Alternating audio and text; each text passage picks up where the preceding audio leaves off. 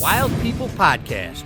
Watch and listen as I interview some of the most interesting and exciting people while they tell you the wild and inspiring stories of their lives.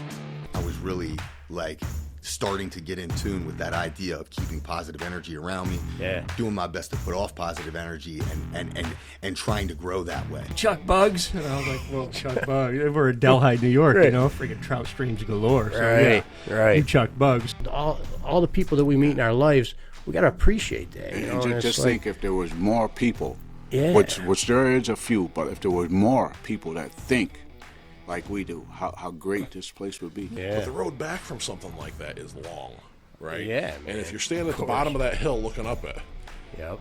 it's pretty easy not to take the first step. Of course, Right. yeah. I had to do my part. Yeah. That's all I could say. I had to do my part. Everywhere else got drafted and things. A lot of people, they all did their job. That flag represented each and every one of us and what we fought for. Yeah, well, I was gonna stay at TACLET or go to another. There was another unit.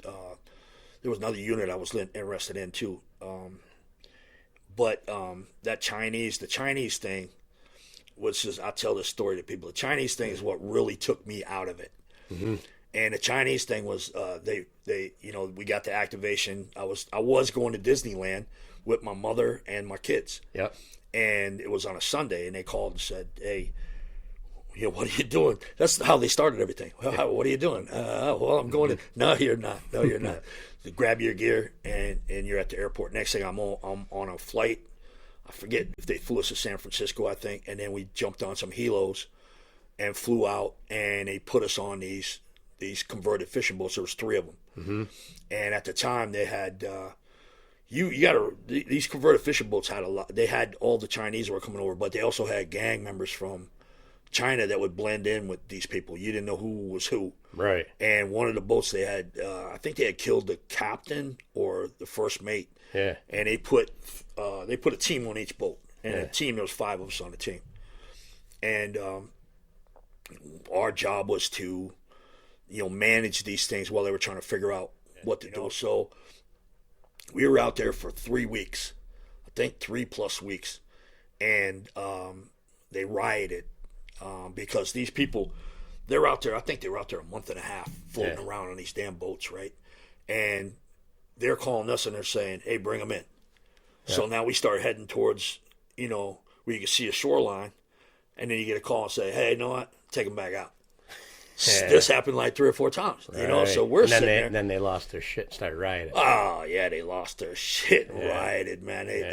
And the riot lasted 10, 12 minutes, but it felt like 4 hours. Right. You know what I mean? Because they were like on a boat in the middle on of the a ocean. boat with 300 Chinese on each boat. Right. And they're rioting. You got 5 guys on the boat. Yeah.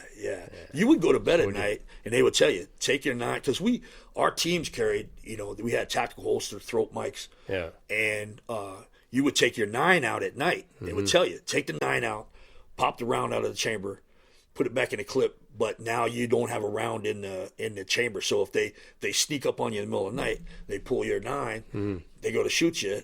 They didn't slide down. Hopefully you're fast enough to get out. Right. So and just the one night, I was up that night, and I looked down, and they were, dude, most of the time they weren't even dressed. They'd have no pants on. They'd have no underwear. They had just their underwear. They'd freaking flick their freaking shit at you and shit. Serious, all the time. You're like, what the hell's wrong with you, Yeah. And so this one night I looked down, and they're dressed. Yeah. And so I'm like, what the hell's going on? So I send somebody wake up the team. I'm like, these guys are dressed. There's something going on, And next thing you know, they start chanting. And they had pipes, and they had whatever they could pull, pots, pans, whatever they could pull out of the bottom there. And they're down there beating on the sides of the boat, and they're beating on the friggin', the top part of it, and they're chanting down there. So you're sitting on this this stairwell coming up. And I'm thinking like all these years I spent in the ring, and I'm thinking like I'm immortal at this point. So I'm sitting there with you couldn't shoot them because they were thin. If you shot them, it'd be like a potato chip. You'd kill like 6 of them. You know what I mean? So you had your expandable baton, you had your pepper, And I was standing at the top of this stairwell, and next thing you know, like all of a sudden your arm starts twitching, right? And you're like, and then your leg starts going and everything. Then your other leg, pretty soon you're standing there, and you don't even know why your whole body's shaking, right? Because I've been in multiple ballroom brawls, but that shit happens. You blink your eye and the place is in a fight. Right. You don't got time to think about it. Yeah. You don't got time to let your adrenaline flow. You're in the middle by the time you even turn your back, This thing, you had to wait for them. You know it's coming. You know it's coming. You had to wait for them. And when they came hard.